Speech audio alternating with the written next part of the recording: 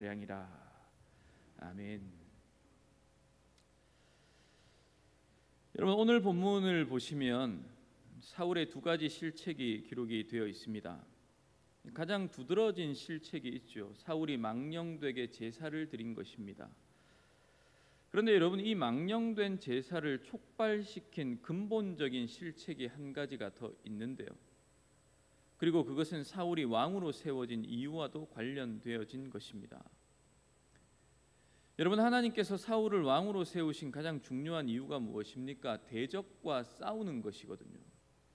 곧 블레셋과 싸우는 것입니다. 우리는 앞선 11장에서 암몬 사람 나하스가 길르앗 야베스를 공격하고 모욕하였을 때에 하나님의 영이 사울을 사로잡았고요, 전쟁에서 크게 승리하였다라는 것을 이미 살펴보았습니다. 그리고 백성들이 길갈에서 사울을 여호와 앞에서 왕으로 삼았지요. 그렇게 사울은 이스라엘의 왕이 되었습니다. 그런데 사울은 망설이고 블레셋과 싸우지 않습니다. 여러분, 3절과 4절의 일을 잘 볼 수 있는데요. 요나단이 게바에 있는 블레셋 사람의 수비대를 치매 블레셋 사람이 이를 들은지라 사울이 온 땅에 나팔을 불어 이르되 히브리 사람들은 들으라 하니 온 이스라엘이 사울이 블레셋 사람들의 수비대를 친 것과 이스라엘이 블레셋 사람들의 미움을 받게 되었다 함을 듣고 그 백성이 길갈로 모여 사울을 따르니라. 블레셋을 적극적으로 공격한 것이 3절에 보면 누구입니까? 요나단입니다. 그의 아들 요나단이 게바에 있는 블레셋 사람의 수비대를 쳤다, 그렇게 기록하고 있습니다. 이스라엘 영토 안에 들어와 있는 기브아에 있는 블레셋 수비대를 공격해서 전쟁을 일으켰습니다. 요나단이에요. 여러분, 이로 인해서 당연히 블레셋은 화가 났겠죠. 이스라엘을 지배하고 있는데요, 자기들의 수비대를 이스라엘 영토 안에 두었는데 어느 날 갑자기 경고도 없이 이스라엘이 갑자기 들이닥쳤습니다. 자기들의 군인들을 쳐서 죽였어요. 블레셋 사람들은 당연히 화가 날 수밖에 없습니다. 4절에 이스라엘이 한 행동이 블레셋 사람의 미움을 받게 되었다 되어 있습니다. 사울은 이 소식을 듣고서야 비로소 싸움에 돌입하게 됩니다. 여러분, 미움을 받게 되었다라는 이 단어의 의미는 악취가 난다라는 뜻인데요, 요나단이 게바의 블레셋 수비대를 치는 행동이 블레셋의 입장에서는 가만히 있는데 역한 냄새가 들어와서는 참을 수 없는, 구토가 날 정도로 화가 나는 그런 일이었다라는 거예요. 아니, 이렇게 비겁하고 기분 나쁜 일을 행할 수가 있나, 이런 격양된 분노가 블레셋 사람들에게 일어났다는 겁니다. 얼마나 화가 났는가 하면 정말 화가 나가지고 블레셋의 전체 군대를 다 동원하여서 전쟁을 일으킬 정도였습니다. 여러분, 5절 보시면 병거가 3만이고요 마병이 6천입니다 백성은요 해변의 모래와 같이 많았다, 이렇게 되어 있습니다. 여러분, 당시 병거 하나가 지금의 장갑차 한 대 정도의 병력이다, 이렇게 보시면 되는데요, 말 2마리가 청동 갑옷으로 무장을 하고요, 수레에 군사 2사람을 태우고는 바퀴에 칼날을 달아서 전열을 갖추고 있는 적진을 휘젓고 다니며 무력화하는 것, 이게 병거예요. 이 병거가 무려 3만입니다. 그렇게 혼비백산하며 흩어지면 마병이 이제 출동하는 거죠. 그렇게 말을 타고 다니며 칼을 휘둘러서 적들을 죽이는 겁니다. 당시 이스라엘에는 철공이 없었다. 오늘 본문은 아닙니다만 19절 보시면 이스라엘에 철공이 없었다라고 되어 있습니다. 블레셋은 철칼을 쓰고 있고요, 이스라엘은요 동으로 만든 무기를 들고 있었을 것입니다. 22절 보시면 오직 사울과 그의 아들 요나단에게만 칼이 있었다고 되어 있으니까요, 전멸할 수밖에 없는 그런 상황입니다. 여러분, 이 정도의 규모는 그냥 한 부대, 대대의 병력이 아니라 블레셋이 동원할 수 있는 전군을 동원하여서 이스라엘을 지금 공격하러 왔다는 말이에요. 여러분, 지금 일이 굉장히 다급한 상황이 된 거잖아요. 사울은 전쟁을 할 수밖에 없는 상황이 되어서야 이제 전쟁을 하려고 하는 겁니다. 여러분, 이는 우리가 앞에서 보았던 암몬의 나하스와의 전쟁에서 보았던 마치 삼손과 같았던 사울의 성령이 강하게 임했던 모습과는 전혀 다른 모습이지 않습니까? 삼손은 백성 중에서 아무도 자신을 지지하지 않았을 때에도 홀로 남은 용사로 블레셋과 맞서 싸웠던 용사였습니다. 홀로 나귀턱뼈 하나로 블레셋 용사 1000명을 때려 눕혔던 그런 용사잖아요. 하지만 사울은 어떻습니까? 모든 백성들이 지지하고 있는 그런 상황임에도 불구하고 선뜻 나서 블레셋과 싸우지 않아요. 여러분, 이거 단순히 용기가 부족한 것이 아니라 하나님께서 주신 직무에 불순종하고 있는 것입니다. 여러분, 사무엘상 13장 6절과 7절 보시면 이게 얼마나 다급한 상황이 되었는지를 설명해 주고 있습니다. 이스라엘 사람들이 위급함을 보고 절박하여 굴과 수풀과 바위 틈과 은밀한 곳과 웅덩이에 숨으며 어떤 히브리 사람들은 요단을 건너 갓과 길르앗 땅으로 가되 사울은 아직 길갈에 있고 그를 따른 모든 백성은 떨더라.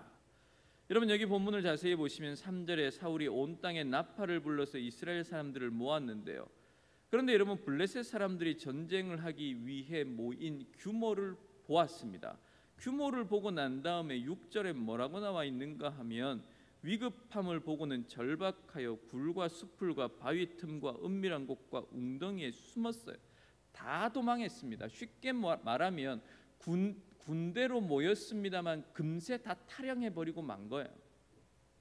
나팔을 불어서 다 싸우자면 모였는데요. 블레셋 군대를 보고는 모든 백성들이 탈영하고는 도망가버리고 만 겁니다. 더 심각한 것은 어떤 백성들 가운데는 요단강을 건너서 갓과 길르앗 땅까지 도망가고 만 겁니다. 여러분, 당시에 요단강을 건너서 도망갔다는 것은 말할 수 없는 비겁함과 두려움에 사로잡혔다는 말인 건데요. 이스라엘의 군대를 모았는데 블레셋의 군사력 앞에 모든 백성들이 사울을 버리고는 두려움 속에서 도망하게 되고 만 겁니다. 여러분, 그리고 이어지는 상황은 더 심각한 상황이 벌어지게 됩니다. 사무엘이 정한 기간 안에 7일 안에 오기로 되어져 있는데 그 안에 오지 않는 상황이 벌어지게 된 겁니다. 여러분, 사울은 지금 진퇴양난의 상황에 처해 있게 된 거예요. 11절과 12절에 사울이 얼마나 긴박한 상황인지를 이렇게 설명합니다. 사울이 이르되 백성은 내게서 흩어지고 당신은 정한 날 안에 오지 않고 블레셋 사람은 믹마스에 모여 있음을 내가 보았으므로 이에 내가 이르기를 블레셋 사람들이 나를 치러 길갈로 내려오겠거늘 사무엘이 기다리라고 해서 기다리고 있습니다. 그러나 백성들은 두려워서 흩어지기 시작했습니다. 심지어 백성들이 어디까지 도망갔는가 하면 요단강을 건너서까지 도망가기 시작했습니다. 사울 왕이 특별히 뽑은 2,000명의 정예 부대도 있습니다. 1,000명은 요나단과 있고요. 2,000명은 사울 왕과 함께 있었습니다. 그런데 그 두려움이 어디까지 왔는가 하면 2절 보시면 2,000명의 정예 부대가 있던 것 중에 한 군데가 믹마스잖아요. 그런데 5절에 블레셋 군대가 진을 친 곳이 어딘가 하면 믹마스입니다. 즉 전쟁의 가장 중요한 곳을 블레셋에 이미 빼앗긴 상황이에요. 그리고 지금 사울은 길갈에서 사무엘을 기다리고 있습니다. 여러분, 지도상으로 길갈과 믹마스는 그냥 코앞입니다. 믹마스 앞이 길갈이에요.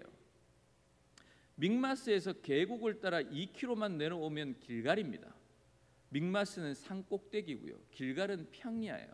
우리로 치면 이런 겁니다. 교회 주차장 앞에서 눈을 들어 보시면 승악산 꼭대기가 보이잖아요. 그거예요. 지금 승악산 꼭대기에 블레셋이 있고 우리는 여기 주차장에 있는 것과 똑같은 그런 상황. 블레셋이 승악산 꼭대기에서 우리 주차장 내려다 보면서 몇 명이나 있는지 보고 있는 그런 상황이라는 거예요. 거기다 보십시오. 전쟁이 임박해질수록 사울이 특별히 뽑아두었던 2,000명 가운데서도 탈영병이 생기기 시작합니다.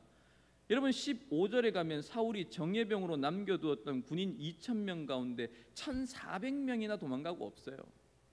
600명밖에 남지 않았습니다. 여러분, 사울이 정신이 있었겠습니까? 이제 곧 블레셋과 백병정이 일어날 텐데요. 백성이 도망간 건 어쩔 수 없을 거고요. 특별히 자기가 뽑았던 정예부대, 그 2,000명 가운데 4분의 3이 이미 탈영해 버리고 없습니다.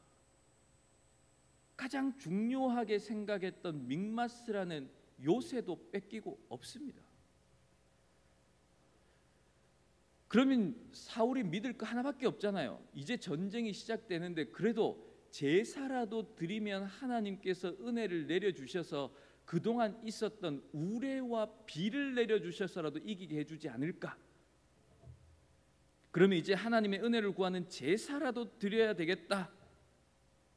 하나님께서 암몬과 싸울 때처럼 강력한 성령의 임재를 주시든지 아니면 미스바에처럼 우레와 비를 내려주시든지 무슨 수를 내시겠지. 그런데 여러분, 제사를 드릴 사무엘은 약속한 시간이 되도록 오질 않는 거예요. 여러분, 너무 긴박한 상황이고 부득이한 상황이지 않습니까? 여러분이 그 자리에 있다고 생각해 보십시오. 여러분이 사울이라고 생각해 보십시오. 사무엘이 왔을 때 진짜 이 너무너무 긴박했기 때문에 이럴 수밖에 없었습니다. 이 사울의 말 이해되지 않습니까? 아니, 우리가 전쟁하는데 그리고 이렇게 긴박한데 어떻게 하나님의 은혜와 도우심을 구하지 않고 전쟁에 나갈 수 있겠습니까? 그러니까 어쩔 수 없이 부득이하게 내가 제사 드리고 나갈 수밖에 없었습니다. 제사할 수밖에 없었습니다. 여러분, 이게 사울 왕의 변명이지 않습니까? 여러분, 사울은 사무엘에게 이 이야기를 할 때에 내가 한 이 행동은 합리적이지 않습니까? 내가 한 행동, 이거 사려 깊고 정말 경건한 동기를 가지고 한 행동입니다. 지금 당신이 늦게 온 것입니다. 가장 중요한 요새를 빼앗겼고요. 나와 함께 있었던 군인들도 다 떠나고 있었습니다. 적군의 수는 감당할 수 있는 수가 아니었습니다. 블레셋은 지금 총 공세를 퍼붓기 위해 준비하고 있는 상황이고 전쟁은 바로 눈앞에 다가와 있습니다. 전멸할 수 있는 상황이었습니다. 사무엘이요, 블레셋이 지금 다른 것도 아니고 믹마스에 있지 않습니까? 바로 눈앞에 저 산 꼭대기 믹마스에 있었다고요. 그러니 하나님께 제사를 드리고 전쟁했어야 되지 않습니까? 그러니 제가 제사했습니다. 부득이했습니다. 그런데 여러분, 그 사울 왕의 이야기를 듣고 사무엘이 한 이야기가 이렇습니다. 당신이 하고 있는 모든 말이 변명입니다. 불신입니다. 영적인 교만입니다. 여러분, 사무엘이 약속한 7일이 지나도록 오지 않았습니까? 아니면 7일 안에 왔습니까? 사울 왕이 부득이한 가운데 제사를 드리자마자 사무엘이 도착했다고 성경은 기록합니다. 그 말은 약속한 7일 안에 최후의 마지막 순간에 사무엘이 왔다는 말이죠. 본문은 사울의 변명을 이야기하고 있는 겁니다. 약속한 7일간 기다리라고 했는데 사울 왕은 7일이 끝나기 전에 그냥 자기가 제사를 드려버린 것이죠. 드리자마자 사무엘이 마지막 순간, 최후의 순간에 도착을 한 것입니다. 여러분, 사울 왕의 문제가 뭔가 하면 다급하고 조급해서 백성들이 자기를 떠나는 그것이 두렵고 힘들어서 7일이 지나지 않았음에도 불구하고 끝까지 순종하지를 못한 거예요. 7일까지 기다리라고 했으면 7일이 지나도록 기다리면 되는데 마지막 순간까지 안 온다고 생각하니 자기가 알아서 제사를 드려버리고 만 겁니다. 여러분, 사울의 태도를 보면 사무엘이 늦는구나. 사무엘이 7일까지 기다리라고 했으니 하나님의 뜻이 있겠지. 그렇게 하나님께 기도해 볼 수 있고요. 아니면 사람을 보내서 사무엘이 어디까지 왔는지 한번 알아보자, 확인해 볼 수 있습니다. 그러나 사울은 지금 그 일을 하지 않습니다. 사울의 모든 관심은 어디에 있습니까? 눈앞에 펼쳐져 있는 이 상황, 현실에가 있습니다. 내가 왕인데, 곧 전쟁인데 왜 사람들이 나를 버리고 떠나가고 있는가? 곧 전쟁이 일어나는데 이 전쟁에서 힘을 모아 싸워도 이길 수가 없을 것 같은데, 전쟁에 지면 내 왕권은 없어지고 마는데 유지할 수가 없는데, 아니 이 백성들이 떠나지 않도록 지금 잡아야 하는데 붙잡기 위해서 최후의 마지막 수단은 제사밖에 남아있지 않은데 이 긴박한 상황 속에선 뭐 해야 되는가? 여러분, 여기에 지금 사울의 본심이 들어가 있는 거죠. 여러분, 하나님께서 긴박한 상황 가운데 부득이한 상황에 처해 있는 우리에게 주시는 말씀이 분명히 있습니다. 여러분, 하나님의 말씀은 모호한 것이 아니라 분명합니다. 정확해요. 제사는 누가 드립니까? 왕이 아니라 제사장이 드립니다. 제사는 왕이 드릴 수가 없습니다. 율법을 통해 나의 뜻은 제사는 내가 임명한 제사장이 드리지, 내가 정한 원칙에 따라 제사장이 드릴 때 내가 그 제사를 받겠다. 그게 여러분 하나님의 뜻입니다. 내가 왕인데요, 그렇다 할지라도 왕에게 제사를 드리라고 한 적은 없습니다. 여러분, 남쪽 유다에 강력했던, 가장 번성했던 우시야라는 왕이 있습니다. 역대하 26장 16절에 우시야 왕에 대해서 이렇게 얘기합니다. 그가 강성하여짐에 그의 마음이 교만하여 악을 행하여 그의 하나님 여호와께 범죄하되 곧 여호와의 성전에 들어가서 향단에 분향하려 한지라. 그가 강성하여짐에 따라 교만하여 악을 행했습니다. 하나님께 범죄하였습니다. 그 범죄가 무엇입니까? 하나님의 성전에 들어갔습니다. 여러분, 왕은 하나님의 성전에 들어갈 수 있는 직분자가 아닙니다. 제사장만 들어갑니다. 자기가 향단에 분향합니다. 왕은 향단에 분향할 수 있는 직분자가 아닙니다.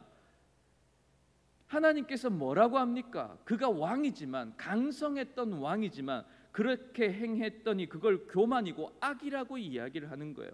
이것 때문에 우시야 왕은 이마에 문둥병이 발했고요, 성경은 우시야 왕이 죽을 때까지 문둥병자가 되었다, 그렇게 기록하고 있습니다. 사무엘이 사울을 봤습니다.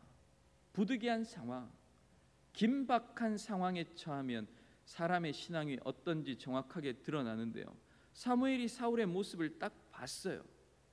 당신 참 어리석게 행동했습니다. 여러분, 사울은 제사를 무겁게 생각하지 않는 거예요. 13절에 왕이 망령되이 행하였습니다.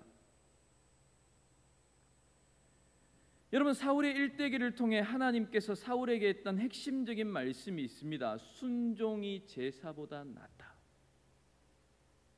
여러분, 순종이 무엇입니까? 하나님의 말씀을 듣는 거예요. 하나님의 말씀을 듣고 그 말씀에 순종하는 것이 천천의 수량에 기름을 붓는 것보다 훨씬 낫습니다. 하나님께서 사울에게, 그리고 우리에게 요구하시는 것은 하나님의 말씀에 순종하는 거예요. 그런데 여러분, 사울은 이 간단한 일을 하지 않는 겁니다. 여러분, 하나님께서 뭐 하라고 했습니까? 기다려라. 그럼 기다리면 되죠. 하나님께서 약속한 시간까지 기다리면 됩니다. 기다리는데도 사무엘이 오지 않습니다. 기다렸는데도 하나님께서 약속한 일이 일어나지를 않습니다. 여러분, 그러면 어떻게 하면 됩니까? 하나님께 여쭤보면 됩니다. 하나님의 말씀대로 순종했습니다. 그런데 자꾸 일이 지체가 됩니다. 하나님의 말씀대로 믿음으로 순종했습니다. 그런데 일이 왜 이렇게 아직도 다급한 상황이 됩니까? 물어보면 되죠. 여러분, 사울 왕에게 있는 어리석음이 무엇입니까? 하나님의 말씀을 분명하게 듣고 알고 있습니다. 그런데 눈앞의 상황이 다급합니다. 그럴 때 사울은 하나님의 말씀에 순종하는 것보다, 하나님의 말씀을 믿는 것보다 자기의 괴로움을 해결하기 위해서, 자기의 눈앞의 문제를 해결하기 위해서 자기가 스스로 먼저 움직이는 사람이라는 거예요. 여러분, 사울은 계속해서 그런 상황이 있을 때마다 하나님께 눈을 돌려서 이런 상황을 허락하신 하나님의 뜻이 어디에 있는지를 묻지 않습니다.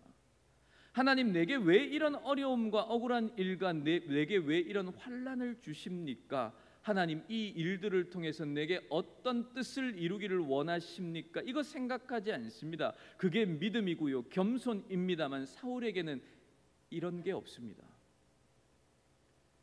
여러분, 이스라엘의 왕 중에 이걸 계속해서 생각했던 사람이 다윗인데요. 다윗 정말로 억울한 일을 당했던 사람이지 않습니까? 충성을 다했음에도 불구하고 자기가 충성을 다했던 왕에게 미움을 받아서 10년을 쫓겨다닙니다. 그런 일을 당할 때에 다윗은 다급하고 부득이한 상황임에도 불구하고 끝까지 하나님의 말씀을 생각하며 순종합니다. 사울 왕 죽일 수 있습니다. 그러나 다윗은 하나님께서 내게 이런 억울한 일을 당하고 무시를 당하고 환난의 기간을 수년간을 당하게 한다 할지라도 이 환난을 당하게 하시는 하나님의 뜻이 분명히 있다. 그렇기 때문에 나는 하나님의 뜻에 끝까지 순종할 것이다. 그렇게 하는 거예요. 지금 이 순간 사울을 죽이고 내 고난과 억울함을 끝내야 되겠다. 그렇게 하지 않습니다. 다윗 옆에 있는 부하가 당신이 못하겠으면 내가 이 억울함을 끝내겠습니다. 내가 피를 흘리겠습니다. 당신이 허락하기만 하면 내가 칼을 휘두르겠습니다. 그렇게 하는 순간에도 그 유혹 속에서도 다윗은 하나님이 하신 말씀을 자기의 마음에 두고는 사울을 죽이지 않아요. 여러분, 사울은 점점 자기를 내세웁니다. 여러분, 13장 1절, 여러분 굉장히 오묘한 말씀입니다. 여러분, 신학자들 가운데서도 해석이 정말 많은 말씀인데요.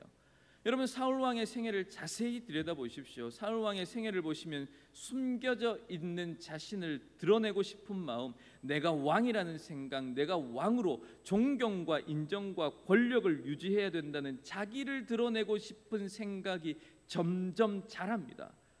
그래서 부득이한 상황이 있을 때마다 누구를 무시하는가 하면 하나님을 무시해요. 하나님의 말씀을 그저 가볍게 여기며 넘겨버립니다. 하나님의 말씀을 끝까지 순종하는 자리에는 절대로 가지 않습니다. 결국은 하나님의 말씀을 눌러버리는데요. 여러분, 그 말은 무슨 말인가 하면 하나님을 눌러버린다는 말이에요.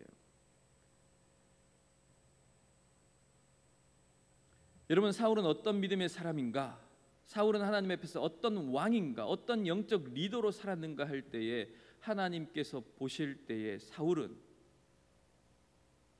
정말로 이스라엘의 하나님 나라의 왕으로 다스린 시간은 2년밖에 되지 않는 왕입니다.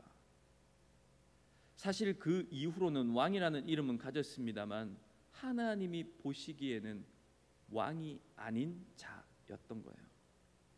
오늘 기브아를 공격해서 있었던 이 사건이 사울이 기름을 붓고 난 이후에 2년 안에 일어났던 일인데요. 여러분, 이때 드러났던 사울의 마음 다급하고 순종하지 않고 내가 왕이니 내가 일을 처리해야 되겠다, 이렇게 합리적으로 처리해야 하겠다라는 생각으로 인하여서 하나님께서 하신 분명하고 간단한 명령, 그렇게 사울은 번번이 하나님의 명령을 무시하고 가볍게 여기고 살아가는 모습을 계속하여 보여줍니다.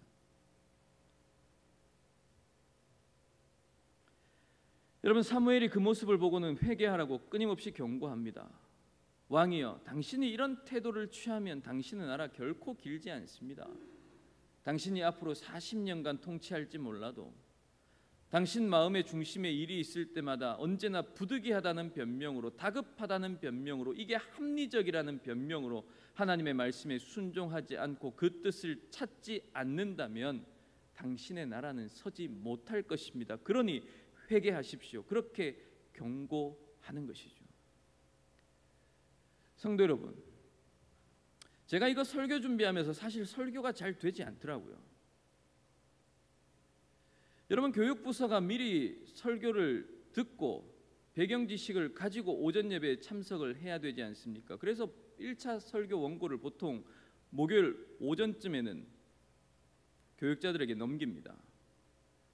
그래야 이제 교육자들이 설교문을 같이 읽고 이런 관점을 가지고 주일에 설교하는구나를 알고 준비를 하거든요.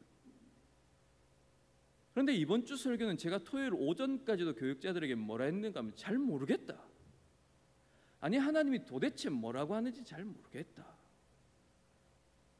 아니, 배경 지식도 알겠고요, 문맥도 이해가 됩니다. 사울의 연약함도 이해가 돼요. 그런데 여러분, 제가 사울이 너무 공감이 되고 이해가 되니까요, 하나님이 이해가 안 돼요. 아니 사울이 정말 부득이하잖아요.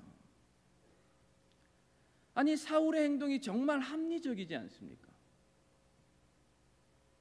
그런데 그런 사울을 보고 하나님께서 망령되이 행했다라고 이야기하니까 아니 진짜 제 마음이 답답한 거예요. 아니 하나님 이 정도는 좀 넘어가 주실 수 있잖아요. 아니 진짜 이렇게까지 꼭 하셔야 되겠습니까 하는 마음이 제 안에 있습니다. 그러던 중에 북한 탈북민들 선교를 오래 하셨던 이삭 선교사님이 계신데요. 그분의 선교 이야기를 들었습니다. 이분이 아마 탈북했던 청년을 중국에서 만났던 것 같아요. 중국에서 선교 사역하는 선교사님을 통해 복음을 듣고 거기서 생활을 하는 청년이었던 것 같은데요. 이삭 선교사님이 식당에서 이야기를 나누고 있는데 식당에서 이야기하는 중에 목사라는 게 표가 났던가 봅니다. 한 17살쯤 되는 이 청년이 선교사님께 자꾸 눈짓을 하길래 식당 밖으로 나가서 만났습니다. 17살 된 청년이 이렇게 이야기를 합니다. 목사님, 제가 탈북했습니다. 여기서 지금 열심히 일하면서 살고 있는데 한 달에 그러니까 중국 돈입니다. 중국 돈 20원을 벌고 있습니다. 우리나라 돈으로 하면 3,500원쯤 된대요. 그래서 선교사님께서 그 이야기를 듣고 청년의 행색을 보고는 주머니에 500달러가 있어서 그 청년에게 500달러를 주려고 하는데요. 그럼 60만 원쯤 되잖아요. 그럼 이 청년으로 따지면 약 15년을 모아야 가질 수 있는 돈이에요. 그런데 그 청년이 선교사님에게 부탁을 하더랍니다. 목사님, 제가 돈 달라는 거 아닙니다. 제가 하나님의 은혜로 예수님을 믿게 됐는데 믿고 난 이후에 제가 11조를 낡은 봉투에 헌금을 드렸습니다. 그런데 교회가 없으니까 11조를 드릴 곳이 없습니다. 그러면서 모아놓은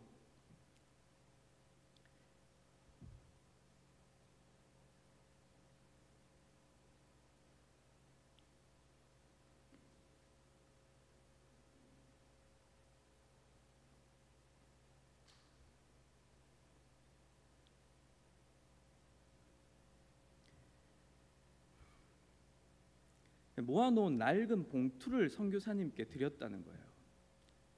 그러니까 이 청년이 한 달에 20원을 버니까요. 11조 하면 2원이겠죠. 그 안에 헌금이 128원이 들어있더랍니다.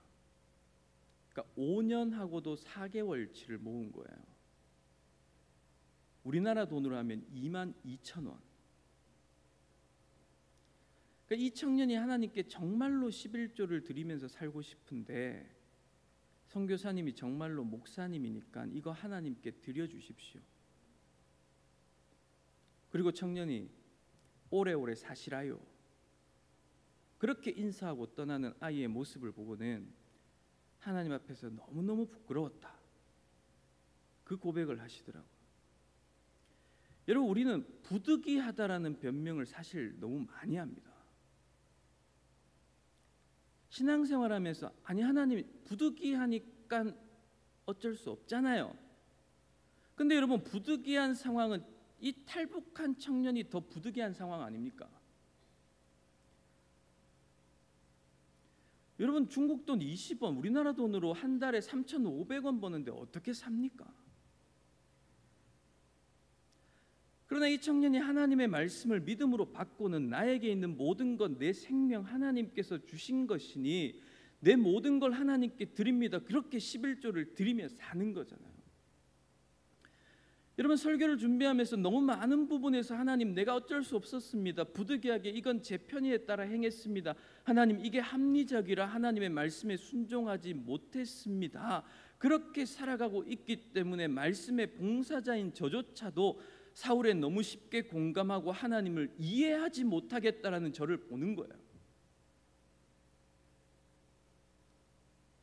여러분, 하나님께서는 우리에게 간단한 걸 말씀하십니다. 뭡니까? 내 말 들어라. 내 말 듣고 순종해라.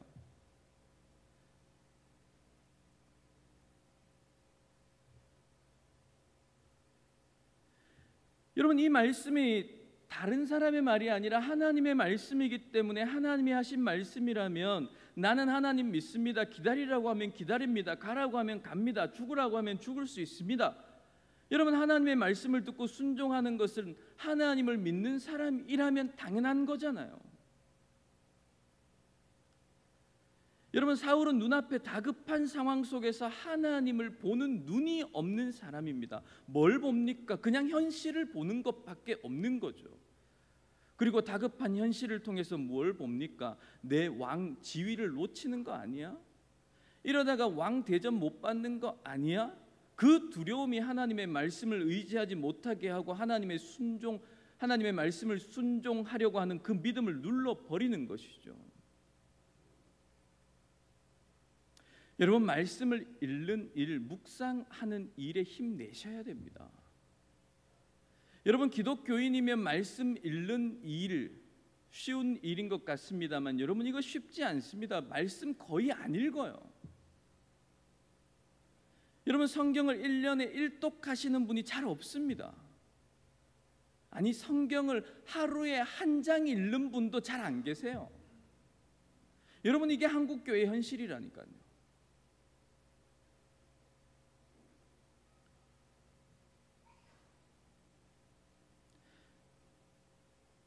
청년 여러분, 꼭 부탁드리고 권면하고 도전하고 싶습니다. 이제 올해가 10주 정도 남았습니다. 얼마 남지 않았습니다만 남은 기간 동안 열심히 성경을 읽으십시오.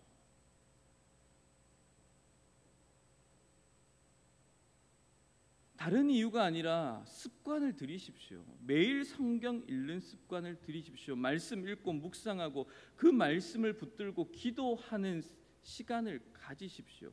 그렇게 매일매일, 그렇게 매달 그리고 매년 그것이 쌓여서 이 땅에서 계속하여 하나님의 뜻을 구하는 삶을 살아야겠다. 여러분, 그런 선한 열심을 한번 가져보십시오. 이렇게 생각하실 수 있겠죠. 이렇게 바쁜 세상에 어떻게 성경을 매일 읽을 수 있는가? 아니, 그러면 이렇게 바쁜 세상에 어떻게 유튜브도 보고 영화도 보고 드라마도 보고 어떻게 콘서트는 몇 초도 안 돼서 매진이 됩니까? 아니, 이렇게 바쁜 세상에 어떻게 1000만 영화가 어떻게 나올 수 있습니까? 어떻게 이렇게 바쁜 세상에 주말 야구는 꽉 차냐고요? 왜 내가 하고 싶은 일들은 많은 돈과 시간을 들여서 다 하는데 왜 기독교인이, 하나님을 믿는다는 사람들이 성경 읽는 일이 왜 그렇게 힘이 드냔 말입니다.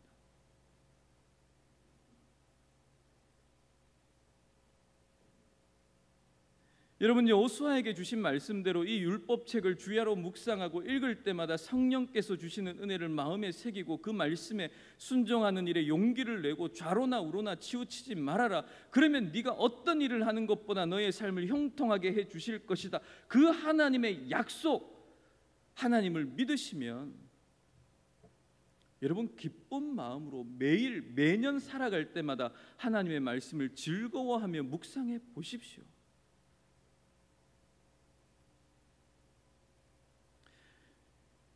여러분, 정말 하나님은 그런 자녀를 실망시키시지 않는 분입니다.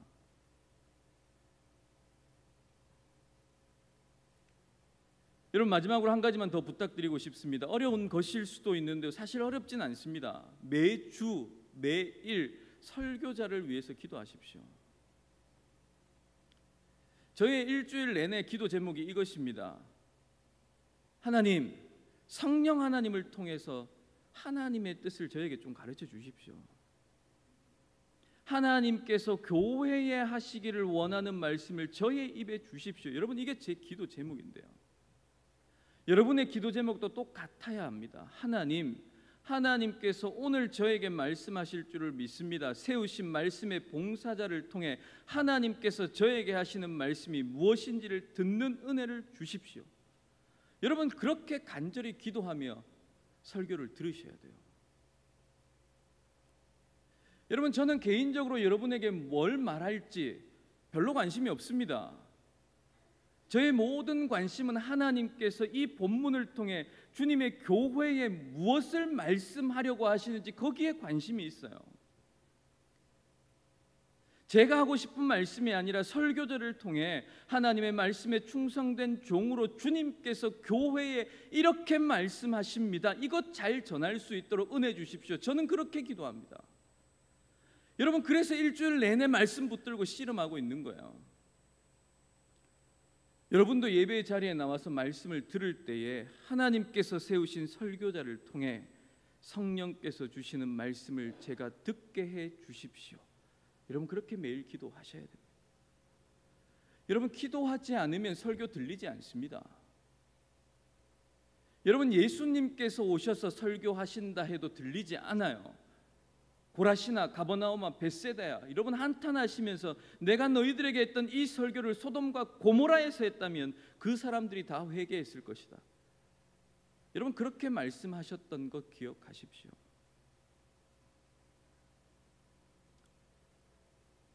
사랑하는 성도 여러분, 오늘 사울의 모습을 살폈습니다.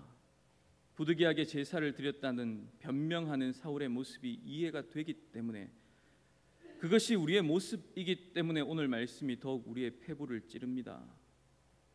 하나님, 어쩔 수 없습니다. 이 정도는 괜찮지 않습니까? 그렇게 변명하는 우리를 향해 믿음이 없고 불신앙의 모습이라 단호히 말씀하시는 하나님입니다. 여러분, 하나님의 말씀은 간단합니다. 단지 우리가 눈앞의 상황 때문에 말씀에 순종하지 못할 뿐입니다. 말씀을 읽고 듣고 묵상하며 한 주를 돌아보십시오. 부득이하는 변명은 접어두십시오. 바쁘다는 핑계도 접어두십시오. 그리고 말씀의 봉사자를 위해 매일 기도하십시오. 여러분, 그렇게 한 주를 살아가며 더욱 말씀 안에서 하나님의 은혜를 경험하며 살아가는 여러분 되시기를 주님의 이름으로